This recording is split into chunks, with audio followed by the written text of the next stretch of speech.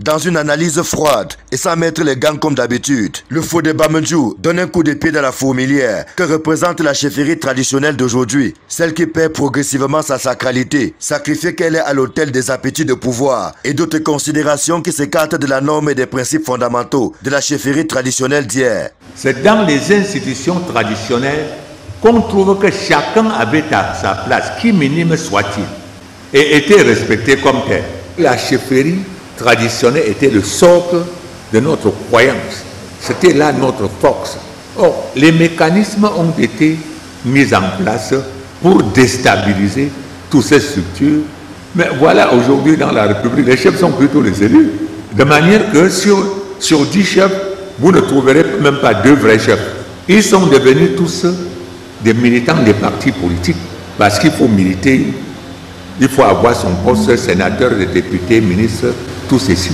Une bonne mise en bouche pour planter le décor de ce colloque international, dont le thème porte justement sur les chefferies traditionnelles, démocratie et État en Afrique, avatar historique, héritage, usage et devenir. Une porte ouverte à la réflexion sur ce que deviennent nos chefferies traditionnelles face au vent de plus en plus dominant de la modernité. Ces décisions étaient sans appel et ce n'était pas la dictature.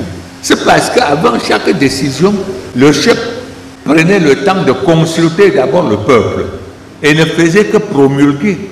Mais c'est vous qui êtes venu dire au chef que quand le chef parle, on ne répond pas. Et le chef s'est mis à décider n'importe comment sur le dos du peuple sans leur avis.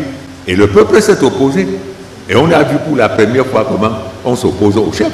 En posture d'invité spécial, le roi des Bamendjou a irrigué de sa pensée et de ses réflexions ce colloque international organisé dans le cadre de la Semaine de l'Afrique, avec au passage une pique aux adeptes du tribalisme et ennemis du vivre ensemble. Ceux qui veulent faire la politique, ceux qui font la politique pour des intentions purement personnelles, utilisent le mot tribalisme pour nous désunir, alors que dans la réalité, il n'y a pas de tribalisme au Cameroun. C'est les soi-disant hommes politiques qui nous créent le tribalisme.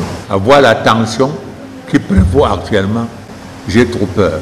Et je demande à mes chers frères, mes chers enfants, de faire très attention. C'est notre Cameroun à nous tous. Je veux continuer, comme par le passé, à verser l'huile sous les crânes de nos ancêtres pour qu'ils continuent à vous couvrir.